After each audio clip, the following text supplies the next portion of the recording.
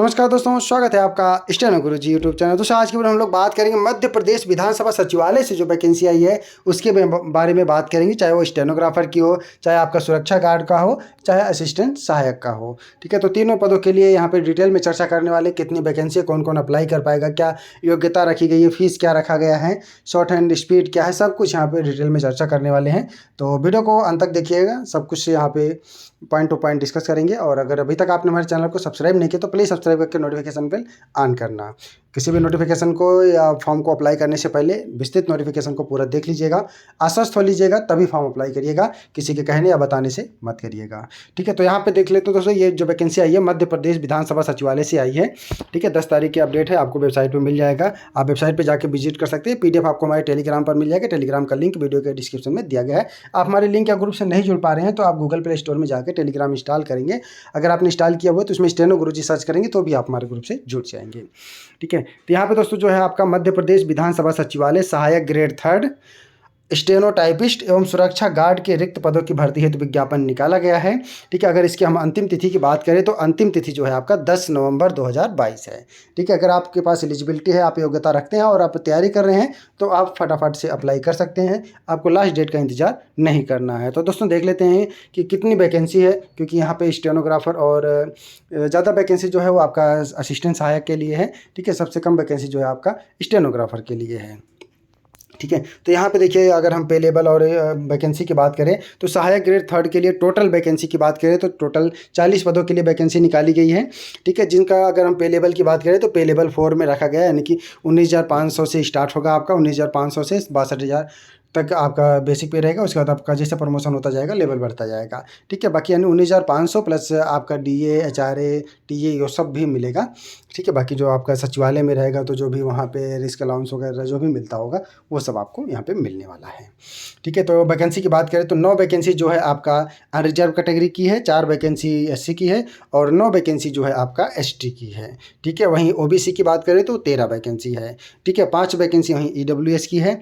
ठीक है, अगर हम स्टेनो की बात करें, स्टेनोटाइपिस्ट यानी कि शॉर्ट हैंड वाले होते हैं, शॉर्ट हैंड की बात करें तो दोस्तों यहाँ पे क्या बताएं हम आपसे, केवल 2 वैकेंसी है और दोनों की दोनों SC कैटेगरी के लिए है। ठीक है, अगर यही वैकेंसी जनरल के लिए दे देते तो उसमें सारे लोग फाइट कर सकते थे, चाहे वो SC के आते, चाहे OBC के आते, चाहे जिसके आते। अगर जिसके हाई रैंक होती उनको वैकेंसी मिल जाती, लेकिन यहाँ पे जो है ये आपका केवल SC के लिए ही है। ठीक है, तो जनरल और OBC के लिए इसका कोई मतलब नहीं है। फिलहाल अगर आप योग्यता रखते हैं तो आप असिस्टेंट सहायक ग्रेड 3 लीजिए, दोनों का पे लेवल सेम रखा गया है। एक बार आप नौकरी लीजिए, फिर तो आप स्टेनो बनना या जो भी बनने का शौक रखते हैं वो सब बन जाएंगे। ठीक है, बस आप पहले एक बार सिलेक्शन लीजिए। ठीक है, ताकि कुछ हाथ में सिलेक्शन रहे तो आराम से आप तैयारी कर पाएंगे। सेम पे लेवल और रखा गया सुरक्षा गार्ड की। ठीक है, तो आगे इसमें डिटेल में चर्चा कर लेते हैं योग्यता क्या रखा गया है। ठीक है, विस्तृत विज्ञापन आपको ऑनलाइन या हमें विधानसभा की वेबसाइट दिया गया है, वहाँ पे आप जाके देख सकते हैं, विजिट कर सकते हैं। ठीक है, आगे यहाँ पे दोस्तों योग्यता की बात कर लेते हैं। और यहाँ पे परीक्षा कार्यक्रम मैंने पहले ही बता दिया, ऑनलाइन आवेदन आज से स्टार्ट हो गया, यानी 11 अक्टूबर से स्टार्ट हो गया है और अंतिम तिथि 10 नवंबर है। ठीक है, सब कुछ है, चाहे आपका फॉर्म जमा करने को, चाहे फीस जमा करने को, चाहे फाइनल सबमिट करने का, सबका अंतिम तिथि 10 नवंबर है। ठीक है, तो आपको 10 नवंबर का वेट नहीं करना है, फटाफट से फॉर्म अप्लाई करिए और अपनी तैयारी में लग जाइए। ठीक है, और असिस्टेंट ग्रेड सहायक के लिए भी ज़्यादा कुछ नहीं है, रिटन एग्जाम है, उसके बाद टाइपिंग टेस्ट है, बाकी कुछ ज़्यादा इसमें परेशान होने की ज़रूरत नहीं है। फिलहाल योग्यता क्या क्या है ये आप योग्यता देख लीजिए कि आपके पास इसकी योग्यता है कि नहीं है, ये आप देख लीजिए। ठीक है, तो पहले हम बात करते हैं असिस्टेंट सहायक ग्रेड। यहाँ पे वैकेंसी आपने देख लिया, दोबारा से आप देख पा रहे होंगे। ठीक है, इसको और टोटल वैकेंसी आपने देख लिया। अब नोट यहाँ पे पदों की संख्या जो घट बढ़ सकती है। ठीक है, बाकी यहाँ पे कह रहे हैं कि अब विज्ञापन सचिवालय के भर्ती नियम के प्रारूप किया जाएगा।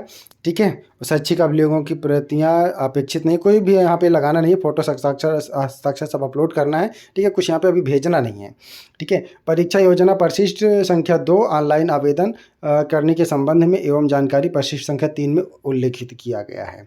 ठीक है, और ऑनलाइन यहाँ पे आवेदन करना है आपको, बाकी किसी मोड से स्वीकार नहीं किया जाएगा, तो केवल ऑनलाइन मोड ही स्वीकार किया जाएगा। ऑनलाइन मोड भरने से पहले आप विस्तृत नोटिफिकेशन पढ़ लीजिएगा। ठीक है, और यहाँ पे आरक्षण के अधीन सारा सब कुछ यहाँ पे दे दिया गया है। विशेष सूचना दिया गया, बैंक के माध्यम से आप अपने शुल्क जमा कर पाएंगे, ठीक है, ऑनलाइन ही जमा कर पाएंगे और जमा किया गया शुल्क किसी भी दशा में वापस नहीं किया जाएगा, इस बात को ध्यान रखिएगा, ठीक है। तो मतलब विधिवत आश्वस्त होकर फिर फॉर्म भरिएगा और गलती मत करिएगा, अगर एक बार आपने गलत फॉर्म सबमिट कर दिया तो आपका पैसा वापस नहीं होगा, ठीक है। तो यहाँ पे सबसे पहले असिस्टेंट सहायक इनकी सहायक ग्रेड 3 के लिए देख लेते हैं। रिक्त पदों की संख्या 40 है और कैटेगरी वाइज मैंने पहले बता दिया था, ठीक है। यहाँ पे वेतनमान वही लेवल 4 रखा गया है। इसके अलावा जो शासन द्वारा वेतन भत्ता और HRA DA FA वो सब दिए जाते हैं, वो सब दिए जाएंगे, ठीक है।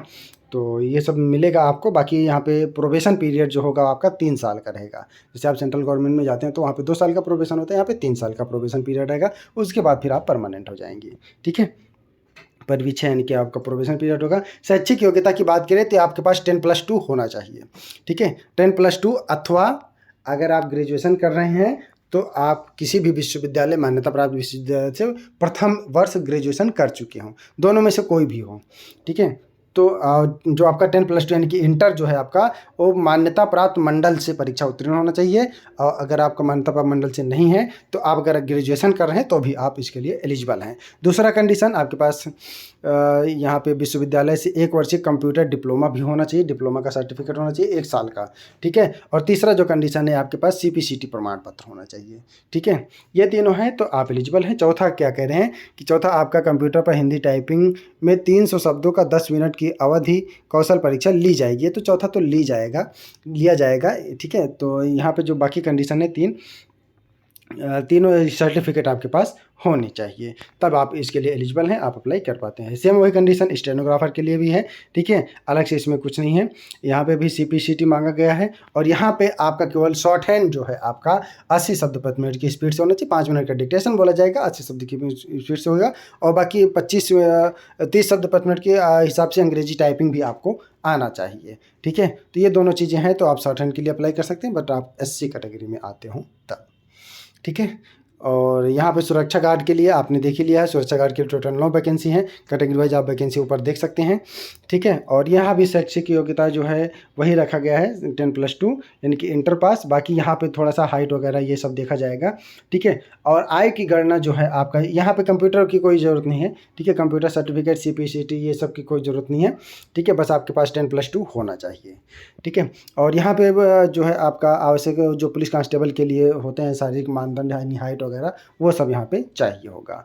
आयु की गणना आपका 1/1/2022 से किया जाएगा, यानी 1/1/2022 को 18 साल मिनिमम और मैक्सिमम 40 साल होना चाहिए, ठीक है। बाकी कैटेगरी वाइज छूट दिया जाएगा और 40 के बाद अगर कोई छूट लेता है तो कितने दिन की सर्विस करेगा, ठीक है।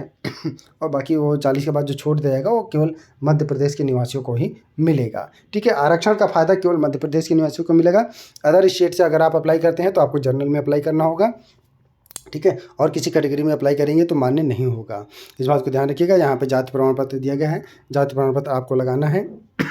आय प्रमाण पत्र अगर आपके पास अन्य पिछड़ा वर्ग क्लेम लेयर, तो ये सब जो है फॉर्म भरते समय मांगेंगे, आप फॉर्म भर के जाइएगा, वेबसाइट पे देखिएगा, सब कुछ यहाँ पे आपको मिल जाएगा। आगे बात करते हैं परीक्षा सिलेबस और पाठ्यक्रम की बात करते हैं, साथ के साथ फीस कितना लग रहा है उसकी भी बात कर लेते हैं। चयन प्रक्रिया देख लो पहले, सबसे पहले 9 नंबर पॉइंट, विज्ञापित पदों पर चयन के लिए निर्धारित आवश्यक शैक्षिक योग्यताएं न्यूनतम एवं अन्य योग्यताओं के होने से ही उम्मीदवार लिखित परीक्षा और कौशल परीक्षा हेतु बुलाए जाने के हकदार नहीं हो जाते। सचिवालय द्वारा निर्धारित न्यूनतम योग्यताधारी अभ्यर्थी का ऑनलाइन लिखित परीक्षा, कौशल परीक्षा साक्षात्कार के माध्यम से किया जाएगा, यानी कि आपका रिटन होगा, फिर आपका स्किल टेस्ट होगा, फिर आपका इंटरव्यू भी रहेगा, ठीक है। इंटरव्यू जो भी 10 नंबर का होगा तो वो भी रहेगा आपका यहाँ पे, ठीक है। बाकी यदि विज्ञापित पदों पर प्राप्त आवेदन पत्रों की संख्या अधिक होती है तो निम्नानुसार चयन किया जाएगा। उम्मीदवार का चयन परिशिष्ट 1 में उल्लिखित परीक्षा योजना के माध्यम से किया जाएगा, परिशिष्ट 2 में प्रकाशित है, और परीक्षा केंद्रों का निर्धारण अभ्यर्थी की संख्या के आधार पर किया जाएगा,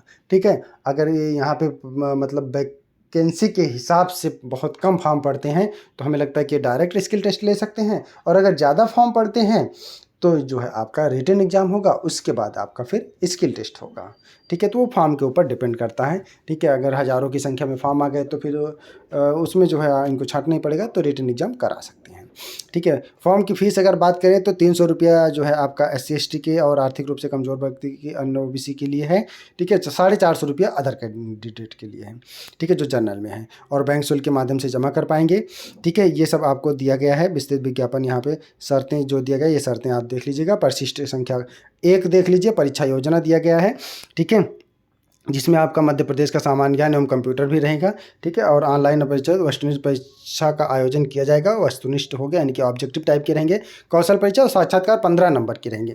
कौशल परीक्षा आपके 50 नंबर के होंगे। ठीक है, ऑनलाइन वस्तुनिष्ठ परीक्षा में प्राप्त अंकों के आधार पर विज्ञापित पदों के 10 गुना अभ्यर्थी कौशल परीक्षा के लिए बुलाए जाएंगे। ठीक है, यहाँ पे दिया गया है, और ऑनलाइन परीक्षा का ये पाठ्यक्रम भी दिया गया है। ठीक है, प्रश्नों के लिए 4 संभावित उत्तर होंगे।